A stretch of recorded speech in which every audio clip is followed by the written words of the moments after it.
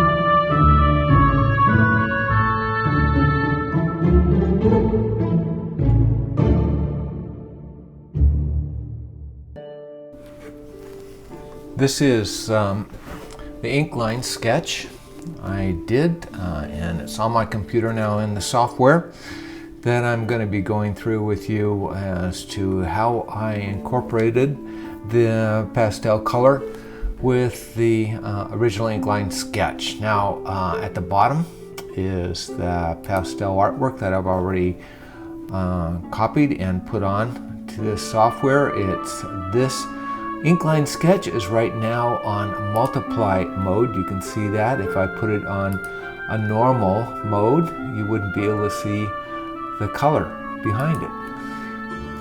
So as you can see, everything has a soft edge to it as pastel, and that's the kind of effect I was trying to get. You can see it even in this area here, and I'm going to be working with the people and changing the color of their clothes later on. You'll see me doing that.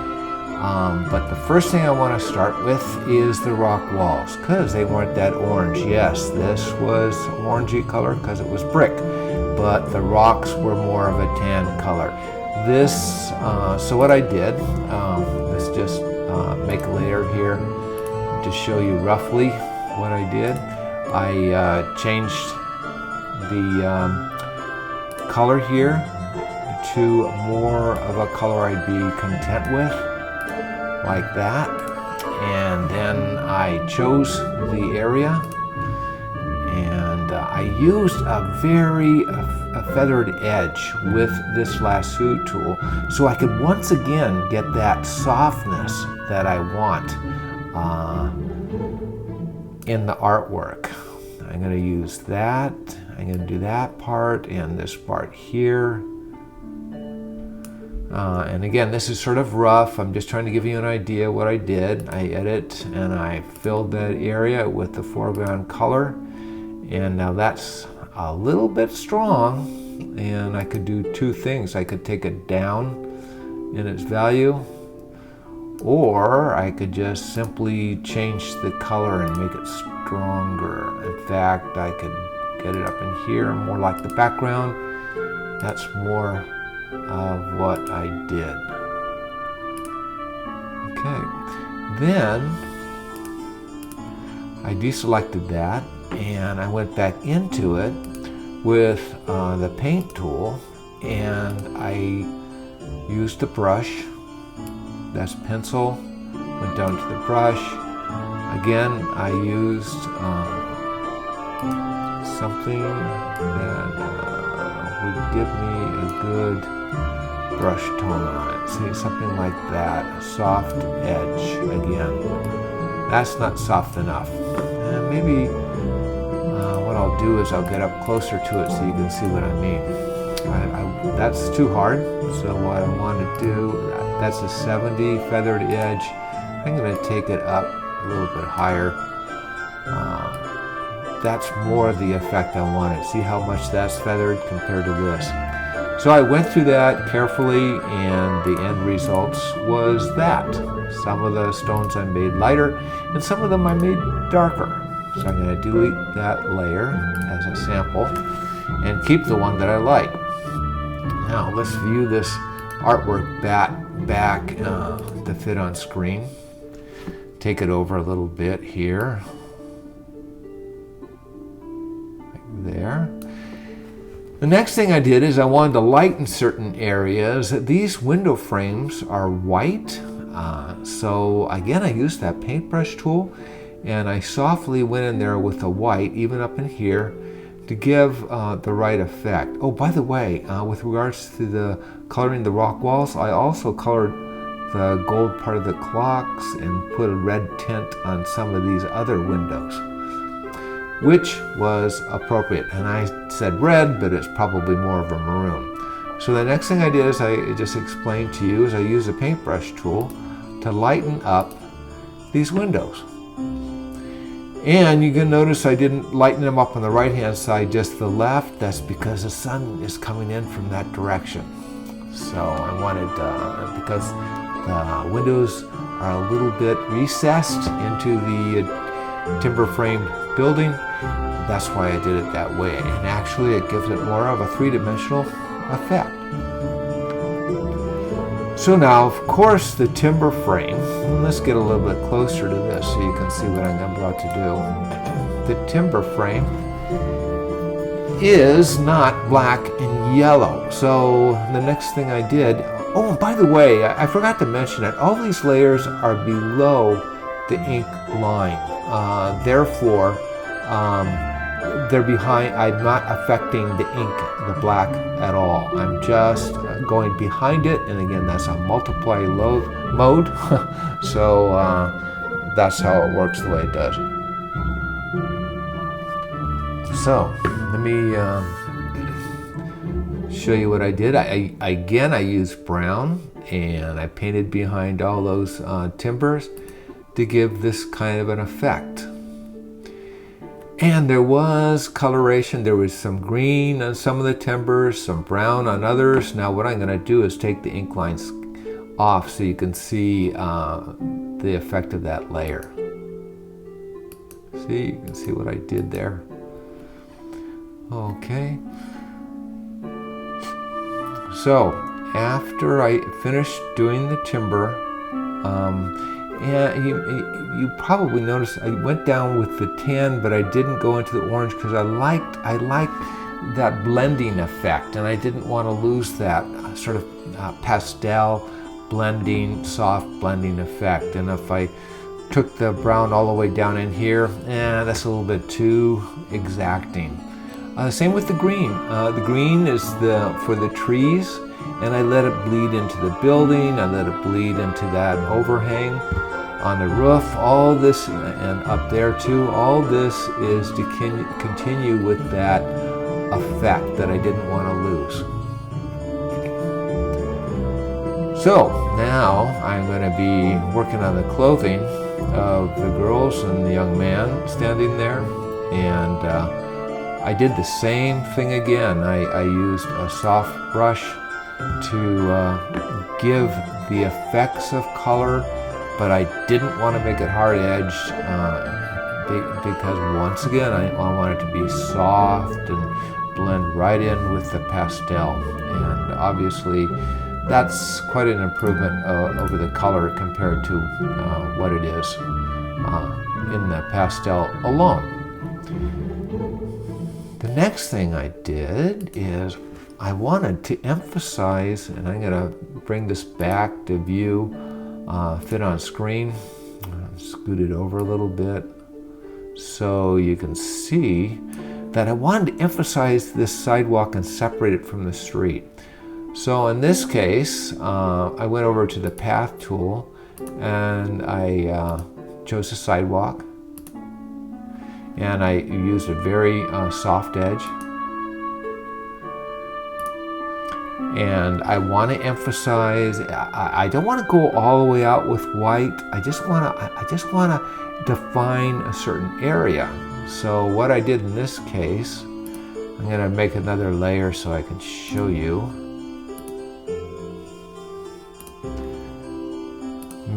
Take the white and use a brush tool. This time I'm going to enlarge it substantially.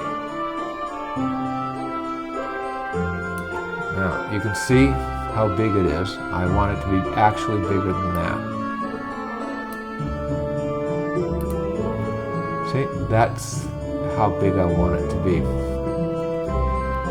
Now I'm going to use white on this. You see I have the white there as a foreground color. I'm going to use it 100%. Just so you can see the type of thing I'm doing. Okay, so obviously sidewalk, we can't have it that strong. So what I'm going to do is I'm going to keep it on normal mode, but I'm going to take it way down just to give it the effect of light hitting it and to separate it from the street. I have the shadows. I'm trying to keep the shadows there of the people. So you can see the kind of thing I'm doing. I could go up and down with it, but I'll show you what my final, what I was happy with. So that there's where it is. That's what I was happy with. To differentiate the sidewalk from the street. And I'm going to get rid of that layer I used just as an example.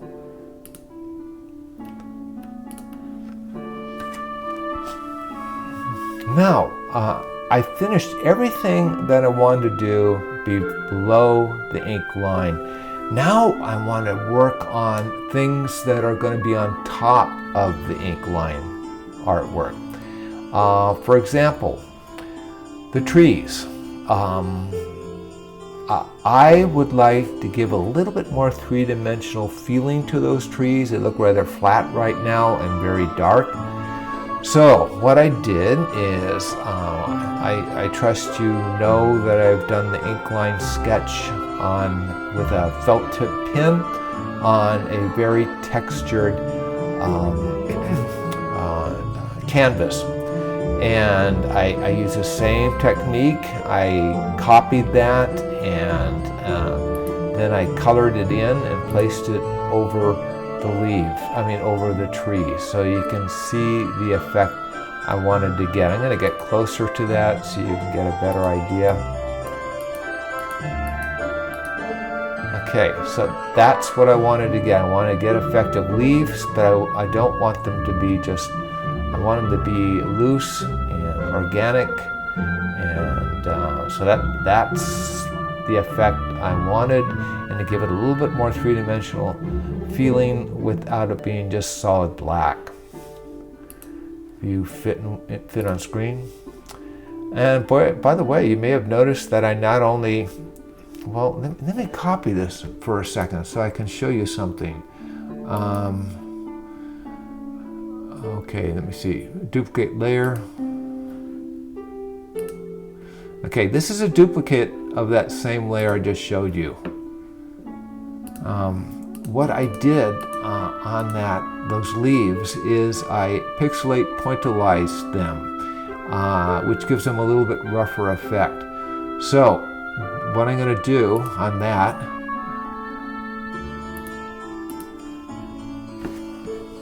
is I'm going to take those leaves again and show you what they look like. Oops. Show you what they look like flat. And we're going to change the color to green. And I'm going to show you what I had originally. Should have done this earlier. Fill, foreground color, deselect. Okay, that's what they look like without being pixelated, pointillized. This is actually the same layer, and I just gave it a little more texture by pixelate, pointillize them. And that's a filter in this software, Photoshop. Now I did the same type of thing. I'm going to get rid of that copy before I make a mistake and delete that layer. Yes, I did the same type of thing with regards to this pink and the green brush. I'm going to go away from that again so you can see fit on screen. So what I wasn't happy with is I thought that this pinkish brush flowering shrub was a little bit too strong in my artwork, so I decided to subdue it a little bit by doing very similar technique to what I did with the trees, by giving it a little bit more green, a little darker tones. There's a tree effect and there's the brush effect. Now, the last thing is the building decoration. In here, there was not only yellow, but there was also red tints painted on it. And I wanted to put that above the ink line. So I'm going to take it off so you can see what it looks like without. And there's with it looking on. And I use a darker color filter to make sure those stood out. Otherwise, they wouldn't stand out that well. Well, that brings to conclusion the process of incorporating the color artwork with the original black and white sketch. Now, I would like to show you that artwork without all the software tools going around it.